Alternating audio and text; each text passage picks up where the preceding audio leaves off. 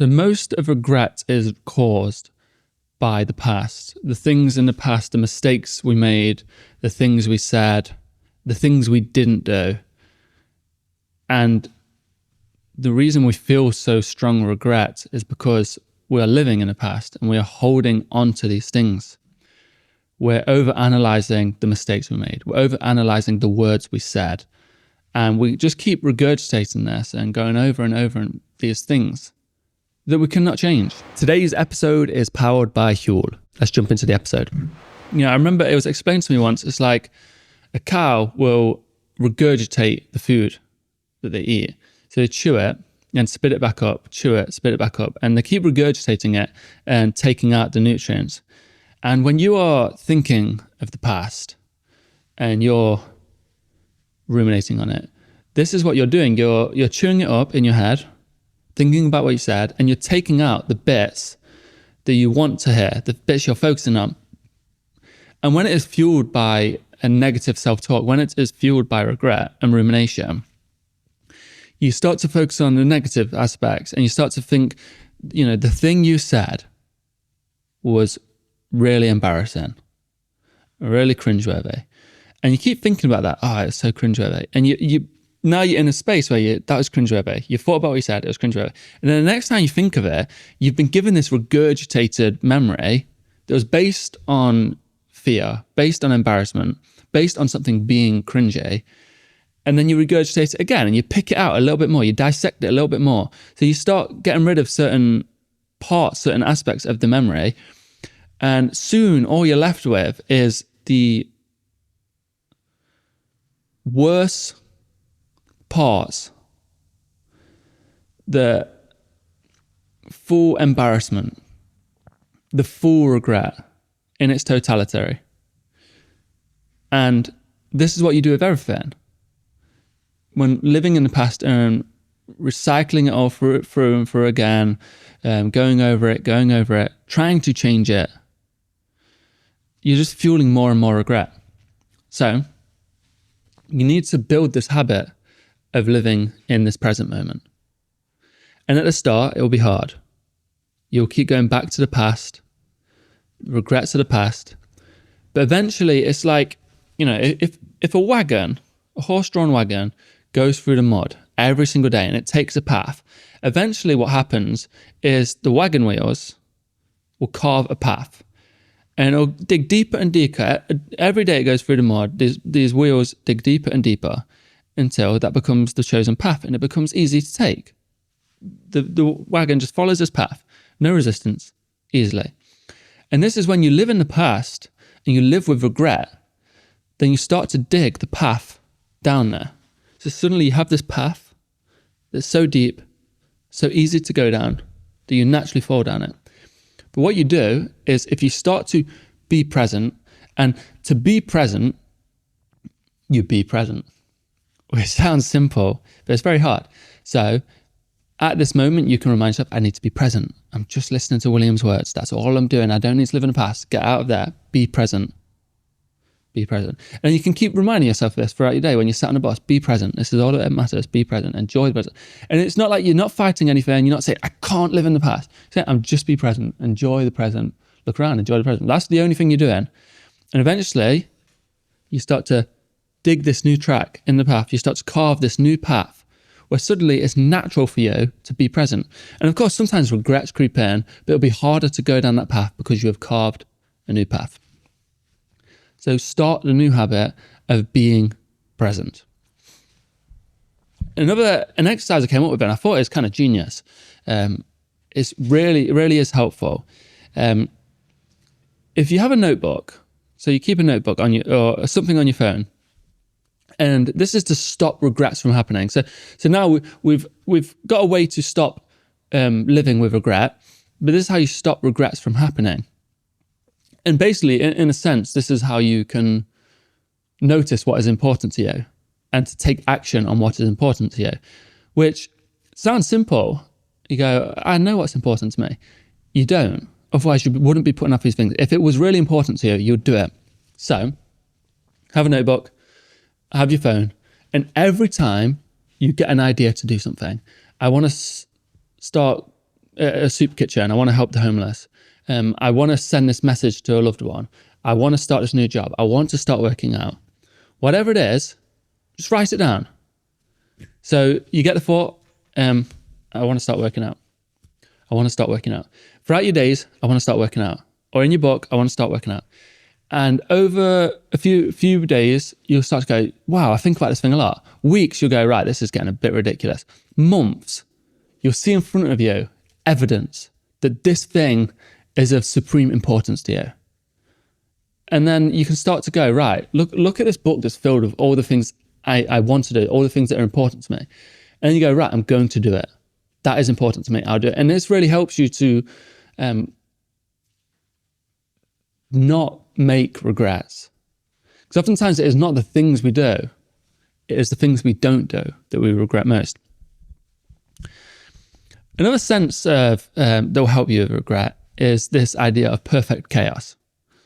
So if you think about the universe, a lot of people believe that it started out as a big bang, this chaotic explosion.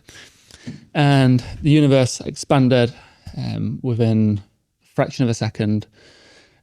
And it was chaotic for millions of years. But then it started to settle and beauty came about it, life came about it. So that's what I call perfect chaos. The order comes from disorder. And that's the same in life. The regrets, the mistakes, the cringy things you did, the past, the tarnished past becomes your future. It becomes your present, the person you are now. And you could never have got here if you didn't go there. All that chaos led to perfection. So there's the story of the Chinese farmer. The farmer and his son lived on a farm. And he had horses. And one day, the horse ran away. And they needed the horse to till the fields. So all the people from the village came around and said, oh no, this is bad. I'm really sorry about your horse. And the farmer says, well, we don't know if this is for good or bad. We don't know. And anyway, one day the horse came back and brought with it another horse. And then all the villagers came around and goes, whoa, well done. You've got another horse. Amazing. You've got 2 horses to plough and till your fields. And the farmer says, well, we don't know if this is for worse or for better. And the farmer's son started riding the new wild horse and he fell off, broke his legs. It was really bad, snapped his legs. And all the village came round again. They really liked this farmer. And they were like, oh no, how bad, your son has broke both his legs. And the farmer says, well, we don't know if this is for better or for worse. Who knows? And then war broke out, actually. And then the government came to the village and all young men were conscripted to go to war, to fight in war. And it was a losing war. They lost so many young men. But the farmer's son, who broke his legs, couldn't take part in that war. And he actually survived. To which farmers probably said, we don't know if this is for better or for worse. The story ends there, but you never know. The idea is we don't know what the universe has in store for us. And the Stoics liked and advised that we put our trust in the universe, that Zeus, God, the Almighty, the divine nature of the universe is looking out for us and has our fate written, has it all planned out. So we must accept it and trust that all this chaos is leading somewhere. A quick word from our sponsor, Huel. I really like Huel. When I was writing my book, I was using Huel to power me through every single day. When I had my daily greens, when I had my meals, when I had my shakes, it stopped me from going to the shop, buying a load of rubbish, buying a load of unhealthy food, wasting loads of money. And these things do add up. Those quick journeys to the shop every day, the money adds up, the unhealthy foods add up, the wasted time adds up. So if I ever get those cravings, I grab a Huel and it fills my cravings. I feel good, it tastes delicious, it's quick and easy. And if you have any interest in the Huel products, then check the link in the description. Let's get back to the episode. It's kind of a paradox. The paradox of regret.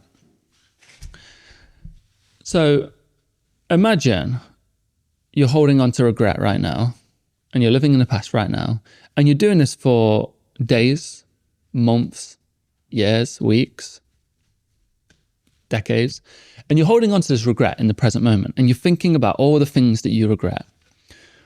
Well, what is quite interesting is that this will become your biggest regret. All this time spent wasted regretting, living in the past, you're doing it now, wasting your present life, wasting the only thing that exists.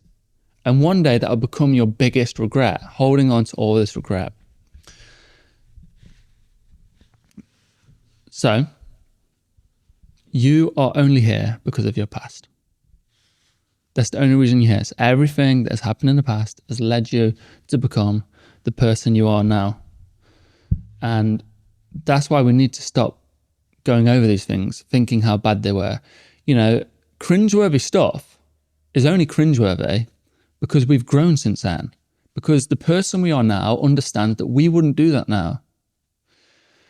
So you want to do something productive about the past, then focus on the present. And it's the only thing that will help, because you can't touch the past. It's not tangible. It's not material. It's not real. It's just a memory. And you can't touch it. You can't change it. You can't do anything to it.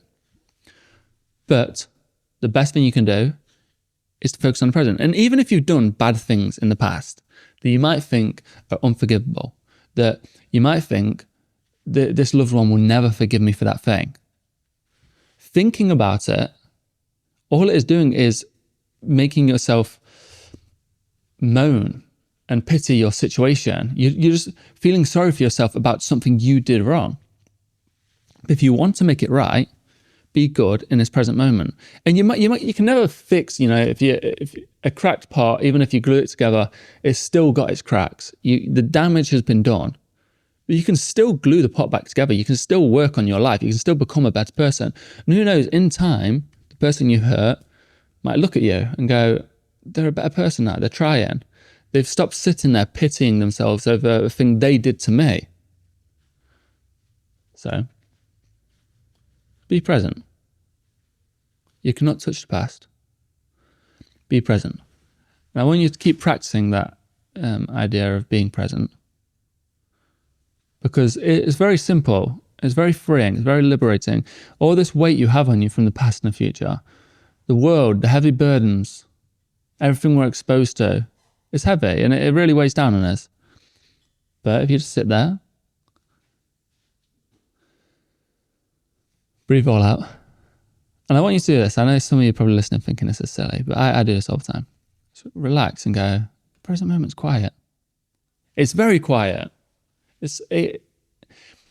Just now when I was talking to the camera, it's like sometimes I carry the weight of trying to deliver something in a good way so that I can help you, the listener. But that's me carrying the future, and it muddies your mind in a way, and it weighs on you. When I breathe out and I realize I'm just sat alone here, with a camera in front of me, a microphone here, and I'm just talking. It's very relaxing. It's very calming. And all that stress, anything that you're holding on to, if it's in the past, don't worry about it. If it's in the future, then we'll prepare in the present moment. So when we meet the future, we'll have better tools to deal with it. Just be present and have a wonderful day. Thank you for listening. That was day 32 of 100 Stoic School with the author of the Everyday Stoic. That's me, William Mulligan. I hope today's lesson helped you. And if you want to see these lessons in short form, I film them on my phone, so it's a bit different. But I do them on Instagram, a lot more short form, just off the top of my head. I hope you enjoy them. And if you want to introduce, I always say this, if you want to support me, then introduce a family or a friend or loved one to Stoicism and introduce them to Stoic School. But maybe just introduce them through sending them one of my reels, because that can get them excited, like, oh, what's this Stoicism I hear of? And then it can start to help. And you can go back to episode 1 of Stoic School and watch through them all. And soon the person you love, the person you've been trying to help, they'll become so stoic and you see a big improvement in their life. Yeah, it's good. I know so many people that get involved in Stoicism and it really does help their lives. So thank you for listening and have a wonderful day.